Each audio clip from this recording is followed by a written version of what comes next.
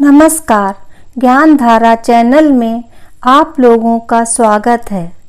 आइए जानते हैं भगवान शिव के वाहन नंदी से संबंधित एक कहानी, जिससे हमें पता चलेगा कि नंदी क्यों और कैसे महादेव की सवारी बने और शिव प्रतिमा के सामने ही क्यों विराजित होते हैं नंदी। एक पौराणिक कथा। शिलाद मुनि के ब्रह्मचारी हो जाने के कारण वंश समाप्त होता देख उनके पितरों ने अपनी चिंता उनसे व्यक्त की। मुनि योग और तप आदि में व्यस्त रहने के कारण गृहस्थाश्रम नहीं अपनाना चाहते थे।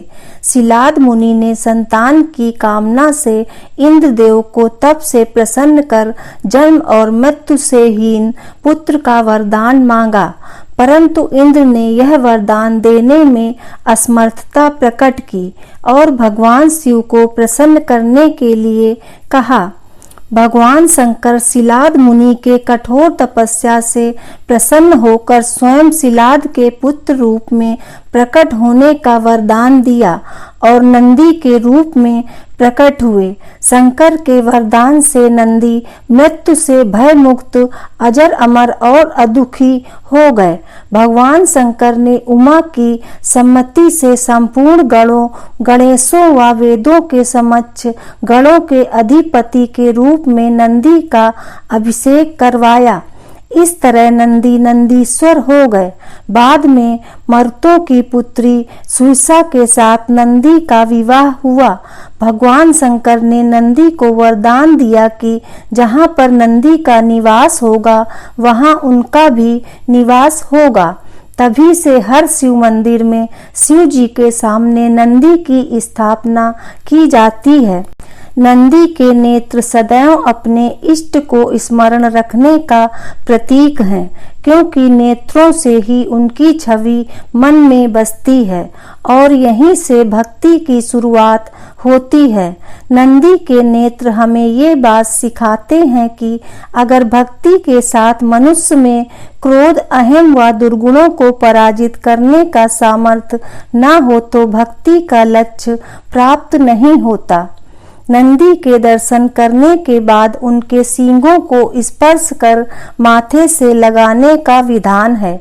माना जाता है इससे मनुष्य को सद्बुद्धि आती है, विवेक जागृत होता है। नंदी के सींग दो और बातों का प्रतीक हैं। वे जीवन में ज्ञान और विवेक को अपनाने का संदेश देते हैं। नंदी के गले में एक सुनहरी घंटी होती है। जब इसकी आवाज आती है तो यह मन को मधुर लगती है। घंटी की मधुर धुन का मतलब है कि नंदी की तरह ही अगर मनुष्य भी अपने भगवान की धुन में रमा रहे तो जीवन यात्रा बहुत आसान हो जाती है। नंदी पवित्रता, विवेक, बुद्धि और ज्ञान के प्रतीक हैं।